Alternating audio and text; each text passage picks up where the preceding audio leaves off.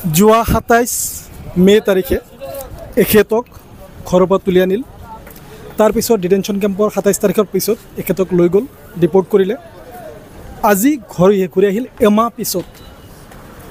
এই ধৰণৰ লোকক বিগত ১৪ বছৰে ভ্ৰান্ত অপ্ৰাসংগিক আইনৰ মাজেৰে হাৰাশাস্তি কৰিছে। হাৰাশাস্তি কৰি ভাৰতীয় নাগৰিক মালেকা বেগম আজি নিজ দেশত আহিল।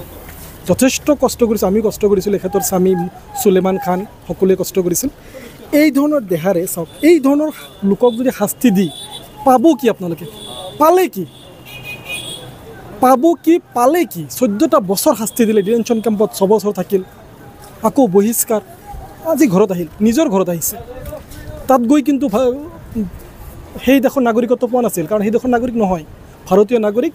সন্দেহ কৰিছিল, সন্দেহ কৰাৰ মাজেৰে এটা শাস্তি দিলে, এনেকৈ আহিছে। মই অলপ কেনেকৈ খোজকাঢ়িব নোৱাৰোঁ, মই ধৰি অলপ লৈ গৈ আছোঁ, অলপ দেখুৱাই দিয়ক, অলপ দেখুৱাই দি এনেকৈ গৈ আছোঁ। আজি মই গোৱালপাৰাত আছোঁ, গোৱালপাৰা মাত্ৰ এখেতক লৈ আহিলোঁ, ইয়াৰ পৰা আমি ঘৰলৈ গৈ আছোঁ। এনেকৈ ব্যক্তি ন' মেন্স লেণ্ডত এৰি দিছিল, তাৰ পৰা আজি আহিল ঘৰত, মই লৈ গৈ আছোঁ। আৰু ইয়াৰ পৰা ৬০ কিলোমিটাৰ দূৰ আছে, আমি বৰপেটালৈকে যাম। গতিকে বিষয়টো জনাইছোঁ, এই ধৰণৰ হাৰাশাস্তি বন্ধ কৰক মানুহৰ ওপৰত।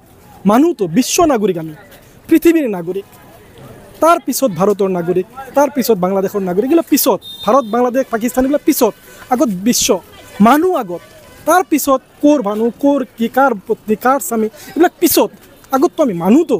গতিকে মানুহক এনেকৈ শাস্তি কিয় দিয়ে? চাওক, এই বৃদ্ধ এনে অৱস্থাত শাস্তি খালে এটা মাহ, দীৰ্ঘ এমাহ এটা যন্ত্ৰৰ মাজেৰে আজি আহিল। এখেত হৈছে মালেকা বেগম। হয়, গম পায়, বাংলাদেশত আমাক বহুত অপমান কৰিলে, তেওঁলোকে ক'লে ভাৰতীয় নাগৰিক ঠেলি হেঁচি দিছে। আমি বহু চেষ্টা কৰিছিলোঁ, বহু কষ্ট কৰিছোঁ।